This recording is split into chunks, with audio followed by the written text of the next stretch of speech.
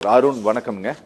வணக்கம் அருண். இதுவரை 18 இன்ஸ்டால்மெண்ட் மூலமாக 3,46,000 லட்சம் கோடியை, கரெக்ட் தானே நான் சொல்றது? 3.46 லட்சம் கோடியை 18 இன்ஸ்டால்மெண்ட் மூலமாக நாங்க வழங்கி இருக்கோம். பார்லிமெண்ட் சொல்லுது. இந்த கணக்கு கரெக்டா இருக்குமான்னு எனக்கு தெரியல, நீங்க சொல்லுங்க சார். இந்த வேரியேஷன் நீங்க பார்த்திருப்பீங்கல்ல, இந்த வேரியேஷன் எப்படி இங்க மட்டும் இப்படி இருக்காரு? ரொம்ப வெளிப்படையா சொல்லணும்னு பாத்தீங்கன்னா, தமிழ்நாட்டை பொறுத்தளவுக்கு இந்த என்ரோல்மெண்ட் கிட்டத்தட்ட 2019 ஜனவரி, அதாவது 2018 டிசம்பர்ல ஃபர்ஸ்ட் இன்ஸ்டால்மெண்ட், அதுல இருந்து இது வரைக்கும் ஒரு 18 இன்ஸ்டால்மெண்ட் போயிருக்குன்னு வைங்களேன். 2020-21 பாத்தீங்கன்னா அது 45 லட்சம் வரைக்கும் போனுச்சு. பெரிதா ஊடகங்கள்லயும் செய்தித்தாள்கள்லயும் வராத விடயம் இது. இந்த என்ரோல்மெண்ட்ல இருக்கக்கூடிய அனாமலிஸை கண்டுபிடிச்சு, அதாவது totally dependent on farm income, small and marginal farmers, அந்த கேப்ஷன்ல இருக்கவங்கள தான் இதுல என்ரோல் பண்ணாங்க.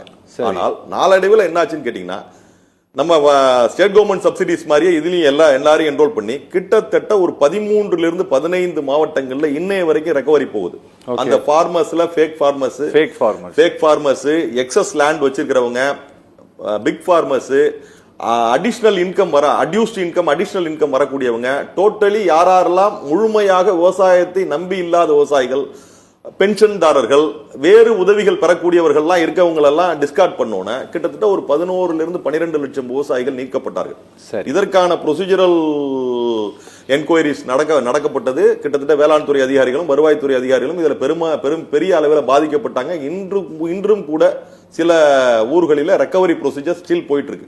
அவங்களுடைய அக்கௌண்ட்டுக்கு வந்துச்சுன்னா அந்த பணத்தை பேங்க் அபிஷியல்ஸ் மூலமா திருப்பி பிடிச்சு கட்டிட்டு இருக்காங்க. சரி, மாறா அண்ணன் சொன்ன மாதிரி, பாலசிங்க அண்ணன் சொன்ன மாதிரி, இந்த ஒரு ஸ்கீமை பொறுத்தளவுக்கும் இந்த 33 லட்சம் பேர் கிட்டத்தட்ட பாத்தீங்கன்னா, இப்ப கடைசியான நம்மளோட என்ரோல்மெண்ட் பாத்தீங்கன்னா ஆல்மோஸ்ட் ஒரு 21, அதே எங்க ஆரம்பிச்சோமோ அதே இடத்துல தான் 22 லட்சம் பேர், 94 lakhs. அந்த 22 லட்சம் பேரை இன்னும் அதிகப்படியா கிட்டத்தட்ட ஒரு 45 - 50 லட்சம் விவசாயிகள் பெறக்கூடிய ஒரு உதவியாகத்தான் இது இருக்க வேண்டும். இதை பற்றிய ஒரு விழிப்புணர்வு தமிழகத்தில் வெகுவாக இல்லை. அதற்கு காரணம் மாநில அரசினுடைய பாராமுகம். இதை நான் வெளிப்படையான குற்றச்சாட்டாகவே நான் வைக்கிறேன். இந்த பணம் போயிடுச்சுன்னா மத்திய அரசு கொடுக்கிறது விவசாயிகளுக்கு தெரிஞ்சு போடும் நினைக்கிறாங்க. இது மத்திய அரசு கொடுக்கிற திட்டம், மாநில அரசு கொடுக்கிற திட்டம் கிடையாது. உங்களால கொடுக்க முடியல, உங்களால இது அந்த 6,000 ரூபாய் கொடுக்க முடிஞ்சதா? நேரடியான கேள்வி. உங்களால 6,000 ரூபாய் முழுமையாக விவசாயத்தை நம்பி இருக்கக்கூடிய, தன்னுடைய வாழ்நாளை முழுவதையும் விவசாயத்தை மட்டுமே, விவசாய வருமானத்தை மட்டுமே நம்பி இருக்கக்கூடிய விவசாயிகளுக்கு உங்களால் அந்த 6,000 ரூபாயை கொடுக்க முடிந்ததா என்றால் இல்லை. ஆனால் மத்திய அரசு தருகிறது. அந்த என்ரோல்மெண்ட் ப்ரொசீஜர்ல எல்லாம் என் ஊரில் மேமாத்தூரில் இருக்கக்கூடிய விவசாயிக்கு சிபி கிராம்ஸ்லயோ அந்த PM கிசான் போர்ட்டல்லயோ போய் அப்லோட் பண்ண தெரியாது சார். இதுக்கு நீங்க SNF கேட்டகரியில சிட்டாடங்கள் வாங்கணும், ஸ்மால் அண்ட் மார்ஜினல் ஃபார்மர்ஸ் கேட்டகரியில சிட்டாடங்கள் வாங்கணும். அடுத்து ஒரு என்கொயரி இருக்கும்.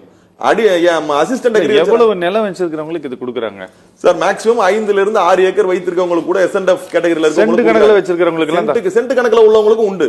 அதுல நஞ்சை புஞ்சை நிலங்கள் இருக்கு, இதுல குத்தகை நில உரிமையாளர்களுக்கு கிடையாது. ஏகப்பட்ட சிக்கல்கள் இருக்கு. இப்ப நாங்க கடந்த காலங்கள்ல அந்த குத்தகை நிலங்களுக்கு, மடங்கள்ல இருக்கக்கூடிய குத்தகை நிலங்களை சாகுபடி செய்யக்கூட என்ரோல் பண்ணிருக்கோம்.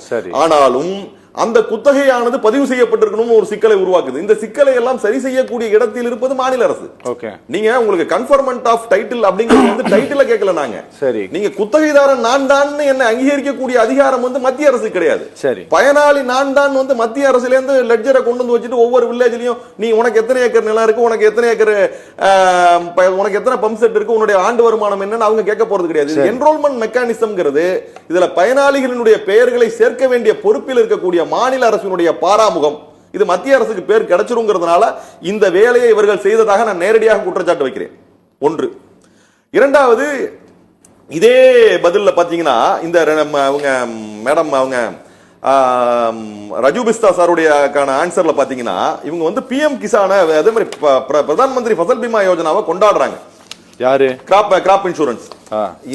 இதுக்கு பதில் சொன்ன அவர்களே என்ன பண்றாங்கன்னு கேட்டீங்கன்னா, நாங்கள் இதையெல்லாம் தாண்டி உலகத்தில் 3வது ஸ்கீமா, உலக அளவில் நிறைவேற்றப்பட்ட திட்டங்கள்ல 3வது திட்டமா PMFBY சொல்றாங்க. எந்த இடத்துல? பிரதான் மந்திரி ஃபசல் பீமா யோஜனா. எந்த இடத்துல எழுதி இருக்குன்னு அவங்க ரச்சனா பானர்ஜியோடைய क्वेश्चनக்கு அவங்க எழுதின ஆன்சர்ல தேர்ட் பாரா, ஃபைனான்சியல் சப்போர்ட் அண்டர் பிரதான் மந்திரி ஃபசல் பீமா யோஜனா. ஓ, கொஸ்டின் நம்பர் 1378 கொஸ்டின் நம்பர் 1378ல இத வந்து அவங்க கொண்டாடுறாங்க. என்ன கொண்டாடுறாங்கன்னு கேட்டீங்கன்னா, we are providing comprehensive risk insurance against crop damage due to non preventable natural risk from pre sowing to post harvest. Okay. கிட்டத்தட்ட இந்த திட்டத்துல இவர்கள் கொடுத்த தகவல் என்பது பொய்யான தகவல். யாருக்கு? இன்றைக்கு மத்திய அரசு கொடுத்த தகவல் இந்த தகவல்ங்கிறது. இன்றைக்கு இவர்களுடைய கிராப் இன்சூரன்ஸ்ல என்ன சொல்றாங்கன்னு கேட்டீங்கன்னா 1.5% பயிர் காப்பீட்டு தொகைக்கான பிரீமியம் 10%. அதாவது நீங்க சொல்றது 1378ல பேஜ் நம்பர் 1378ல page number second page number 2ல பேரா 3ல point number 3 financial support under Pradhan Mantri அவங்க அத சொல்றாங்க பாருங்க. Okay. In terms of gross premium, the scheme is the third largest in the world. Okay. உலக அளவில மூன்றாவது அளவிலான ஒரு திட்டமாக நாங்கள் இதை நிறைவேற்றி இருக்கோம் சொல்றீங்க. இதே திட்டத்துல பிஜேபி ஆளக்கூடிய மாநிலங்களில் இருந்து அந்த குஜராத் வெளியில வந்து, மத்திய பிரதேசம் வெளியில வந்து, ஆந்திராவும் தெலுங்கானா வெளியில வரலாமான்னு யோசனை பண்ணிட்டு இருக்கு. அப்ப இந்த திட்டத்துல குஜராத் அதுல சேரவே இல்ல சார். முதல்ல சேர்ந்துட்டு அப்புறமேட்டு மொத்தமா 2016ல என்ரோல் பண்ணாங்க. அதுக்கப்புறம் வந்து ஆயில் சீட்ஸ்க்கு ஒர்க் ஆகல அப்படின்னு சொல்லிட்டு வந்துட்டாங்க. இல்ல கரீஃப் சீசனுக்கு 1.5% சார், ரபிக்கு 2%, ஆயில் சீட்ஸ்க்கு ரபிக்கு 2%, கமர்ஷியல் கிராப்க்கு 5%, சம் இன்சூர்ட்ல 5%. நீங்க கரும்புக்கு பாத்தீங்கன்னா நான் பிரீமியம் கட்டணும்னாலே நான் 5000 கட்டணும். புரியுது. ஸ்கேல் ஆஃப் ஃபைனான்ஸ்ல 5% சொன்னா 1 லட்சம் ரூபாய்க்கு மேல 1.5 லட்சம் ரூபாய் மேல ஒரு ஸ்கேல் ஆஃப் ஃபைனான்ஸ்.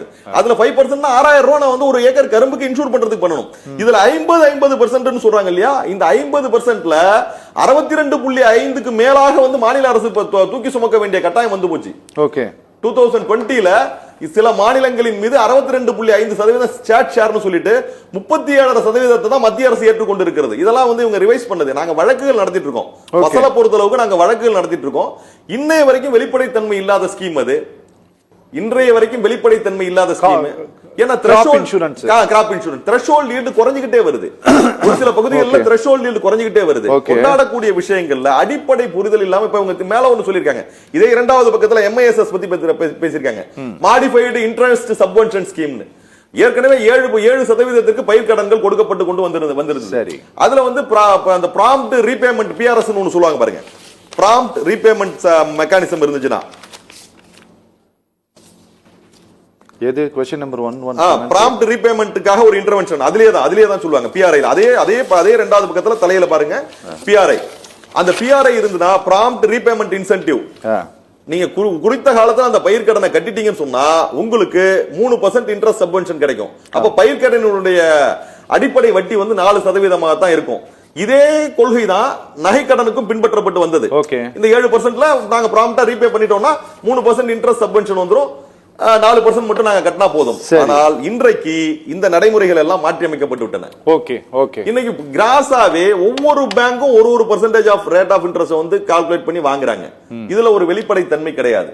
ஆனால் இதெல்லாம் இவர்கள் இப்பொழுது கொடுத்ததாக 2025 11 பிப்ரவரி 2025ல இந்த இதெல்லாம் நடைமுறையில் இருப்பதாக கொண்டாடி கொண்டிருக்கிறார்கள். இதெல்லாம் இதை கேள்வி கேட்பதற்கு நான் இங்க இருந்து ஒரு 39+1 40 எம்பிக்கள் போயிருக்காங்க. அவர்களுக்கு எல்லாம் தெரியாது. Subject wide depth subject. இதுல வந்து ஒரு சப்ஜெக்ட் நாலேஜ் இருந்தா மட்டும்தான் நீங்க PRI பத்தி பேச முடியும். இன்றைக்கு நகை கடன்களை நீங்க முழுமையா மீட்டெடுத்தால் மட்டும்தான் உங்களுக்கு அந்த வட்டி குறைவான வட்டி வாங்கப்படும் சொல்றாங்க. எல்லா ரிசர்வ் பேங்க்ல இருந்து எல்லா வங்கிக்கும் சர்க்குலர் வந்துட்டு கடந்த நிகழ்ச்சிகளின் போது நீங்கள் விவாதித்ததை நானும் பார்த்தேன். அந்த நிலை ஏன் வருகிறது? நாங்க இவ்வளவு நாள் வட்டியை கட்டுவோம், வீட்டுல ஒரு கல்யாணம் வச்சிருப்போம், கிராப்னு சொல்லி வாங்குவோம், அந்த பயிர் சேர்த்து வச்சுதான் கட்டுவோம். இப்படிதான் இருந்தது நடைமுறை. அவர்கள் என்ன சொல்லி பயிர் கடன் தானே வாங்கின, பயிரை அறுத்துட்டு அதனுடைய விளைச்சலை வச்சு கட்டிட வேண்டியதானே. இப்படிப்பட்ட ஒரு மாறுபட்ட நிலையில அவர்கள் வந்து ஒரு தவறான தகவல்களை மத்திய அரசும் பதிவு பண்ணுதுன்னு சொன்னா, இவ்வளவு பெரிய ஊடக வெளிச்சம் நிலைப்பட்ட ஒரு காலத்துல இன்னைக்கு 50% சொல்லுங்க சார். போன் போடுங்க.